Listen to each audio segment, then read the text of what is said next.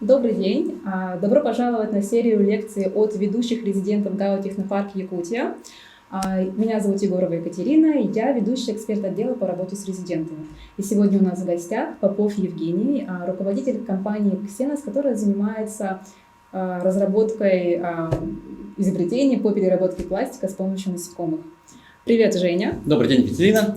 Меня зовут Евгений Попов. Я являюсь ведущим экспертом в лаборатории биотехнологий, аспирант по паразитологии, лектор Российского общества знания, генеральный директор как раз этого проекта «Ксенос». Сегодня мы поговорим о лесных пожарах и глобальном потеплении. Очень интересная тема. Спасибо. Все мы знаем, что у нас в этом году были очень тяжелые пожары, наш индекс воздуха был крайне отвратительным. Но что такое лесной пожар? Зло это или добро? Группа ученых считает, что это на самом деле единственный механизм регуляции тайги. Без пожаров тайги бы не существовало. Поэтому это очень хорошо, что есть пожары. Но в каких количествах? Всему же есть пределы и нормы. В Канаде есть специальный даже такой департамент, слоган которого «Болезни, пожары и вредные насекомые – 3 основных этапа благополучия экосистемы». То есть идеальных экосистем не существует. Для человека, возможно, конечно, пожар негативный, но для тайги, для живого мира это естественный, нормальный механизм. Все экосистемы делятся на 2 типа. Это стабильные и нестабильные. Стабильные дают энергии столько, сколько поглощают. Это влажные леса, умеренные леса. Там дерево умерло, очень быстро сгнило благодаря болезням, грибкам, термитам. У нас нестабильное. У нас дерево может перерабатываться столетиями. И все эти деревья стоят и являются источниками пожаров. Плюс воян, плюс сухой климат. Все это причина пожаров. Поэтому пожары не так плохие, как кажется. Но какие бывают причины, основные? Эти стоящие деревья, которые называются сухостоем. По-хорошему, лесники или ответственные люди должны постоянно, или компании какие-то, срубать, чтобы не было источников пожара. Но у нас этого происходит очень редко, поэтому в этом году, возможно, и в предыдущих годах стоит такая ситуация. Во-вторых, у нас хвойные леса. Хвойные леса дают очень много хвои, которая перерабатывается в течение 5 лет. Хвоя горит прекрасно, замечательно. Ее даже используют для розжиг костров. Молния бьет в дерево или на землю, сразу происходит огромное возгорание благодаря хвои, которая там накапливается. И одно из решений, которое может быть, это использовать высокоэффективные бактерии, которые начинают более активно, чуть быстрее разрушать эту хвою. Плюс насекомые. Насекомые вредители убивают деревья быстро становятся сухими и очень быстро горят. Откуда я это знаю?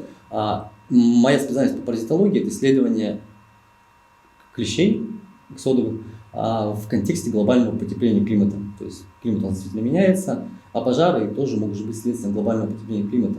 Климат у нас также меняется, температура повышается. К тому же тает мерзлота, что тоже влияет на, собственно, пожар.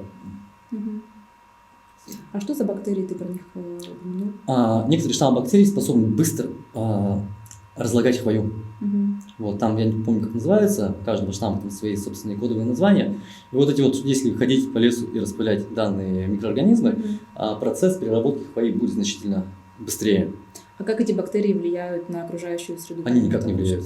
То есть они просто разъедают? Они разъедают. И сами уже размножаются. Разъедают только кору деревьев? Нет, хвою. Хвою Деревьев. И все. Упавшую хвою, которая находится на земле. А если, например, они попадут в организмы людей, животных, насекомых? Это же все проработано.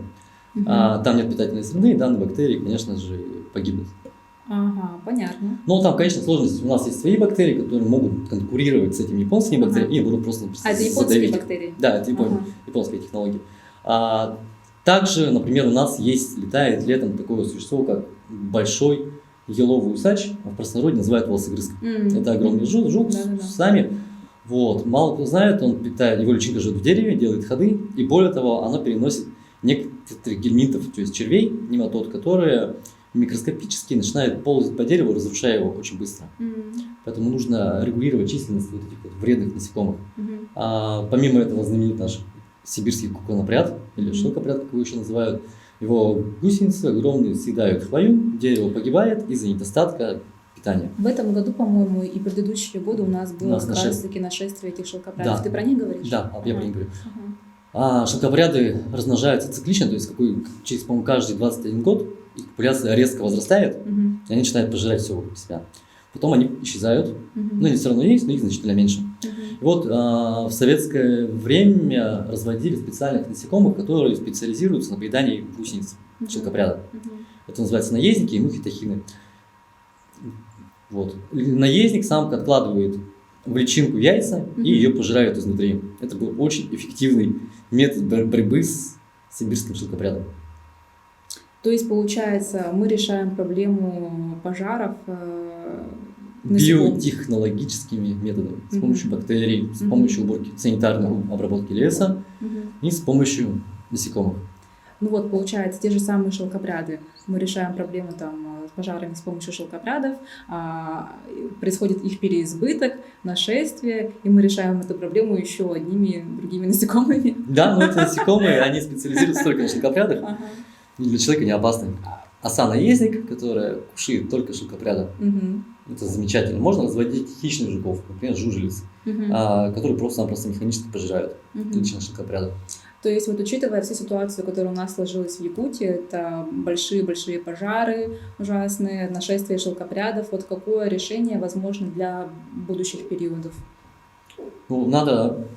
Вообще в Якутии нужна концепция, Мгм. как бороться с пожарами. Ну, То есть конечно, уже да. должна она быть разработана. Я не знаю, она есть сейчас или нет.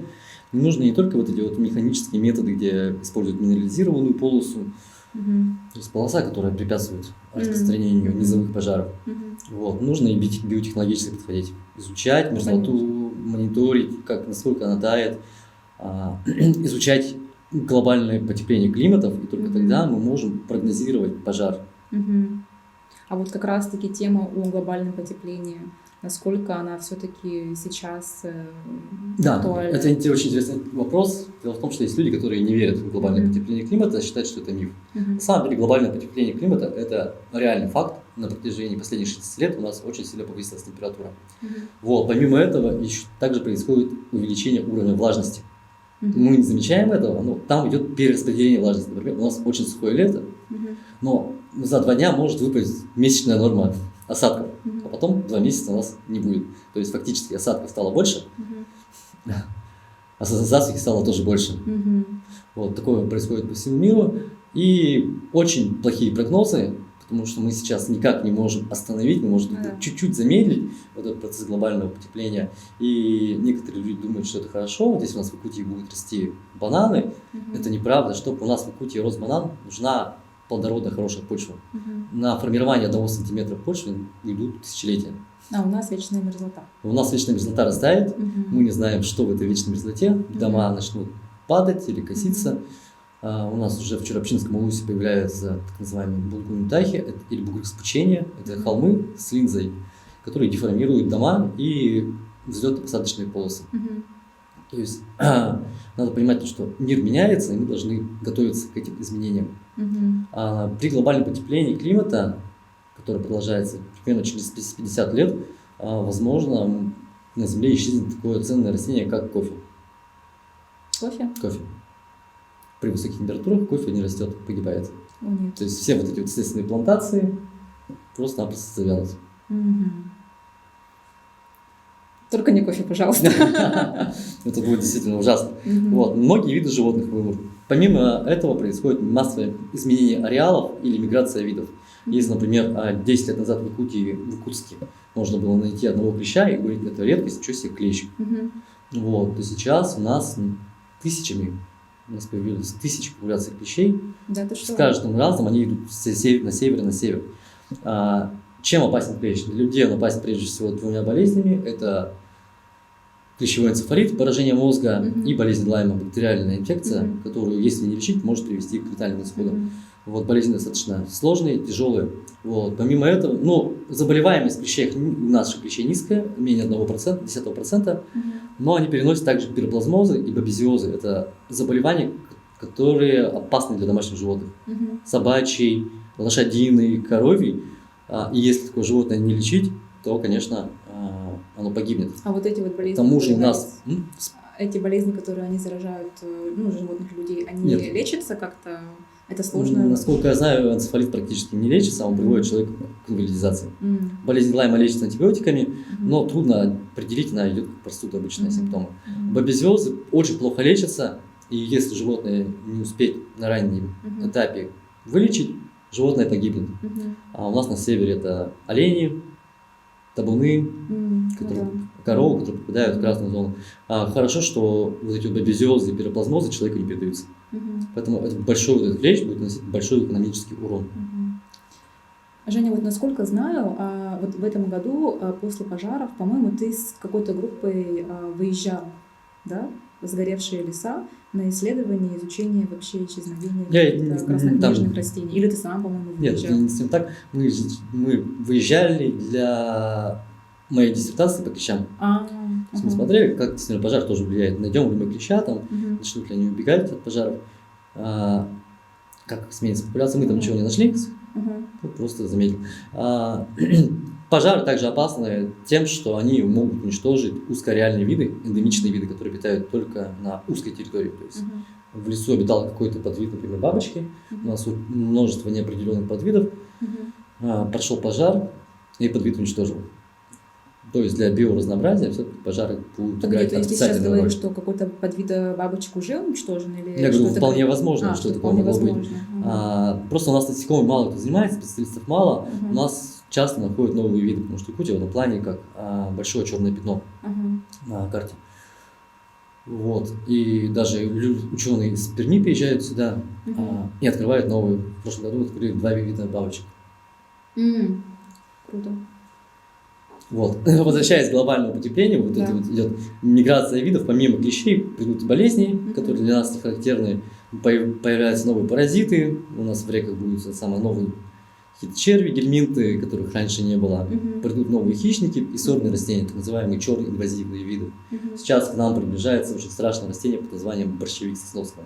Борщевик Сосновского? Да. Приближается к нам это растение? Да, оно уже появилось в Якутии, в южной части. Это огромное растение. Оно само появилось? Да, растет, оно так. С южной, где-то там, с Иркутской области пришло. Чем опасно растение? Там содержится, это крупное растение, более 2 метров высотой, оно очень ядовито. Даже при контакте появляются солнечные ожоги. Если съесть растение, человек погибнет. Если это растение попадет, сок растения попадет в глаза, химическая слепота глаза. Оно где растет? Уже дошло до Южной Якутии, я точно знаю. То есть Нерюн, Ялдан, там уже появляется. Ужас. И поскольку климат меняется, это растение будет скоро уже и в Иркутске. Кстати, это растение уничтожают, например, в Москве за посадку такого растения огромный штраф. Ну и придут новые ядовитые растения. Понятно. Как-то все очень пессимистично Да, получается. все на самом деле картина мрачная выходит. Пессимистично, и если температура достигнет 40 градусов, человек жить уже тоже не сможет в таких условиях. Хорошо, то есть плохо. Какие вообще утешительные прогнозы? Утешительных прогнозов нет. Да ты что? Да, нужно просто готовиться к этому, знать то, что придет. То есть нам сейчас нужно просто все силы направить на то, чтобы сдерживать все эти факторы? Да, абсолютно верно. Ну, конечно, не нужно доходить до такого безумия, как не летать на самолетах или машины. Все равно человек не откажется от полетов самолетов. Но тем не менее. Мусорки, наверное, нужно как-то перестать сжигать. Да, абсолютно верно. Мусорки. Есть теория о том, что больше всего метана выделяют домашние животные, типа коров, это да, пастбищные. Это я слышала, да. Вот. Ну, еще новое открытие говорят о том, что даже обычные наши елки и сосны выделяют так называемый NO2, оксид азота, который является самым сильным парниковым газом. Да ты что? Да, я думала, наоборот, елки помогают. Они убирают углекислый газ, но при этом выделяют их стволы некоторое количество. Что же нам делать? Ну, просто жить остается. Просто жить остается. В меняющихся условиях. Ну, единственное, радует, что это произойдет не быстро. А когда? Ну, я даю прогноз, там кто-то говорит, примерно 50-70 лет. До чего? До полного изменения климата на планете. В смысле, до повышения температуры до 40 градусов? Нет, 40 градусов не будет, но даже если увеличить на 2 градуса, это уже приведет к катастрофическим изменениям.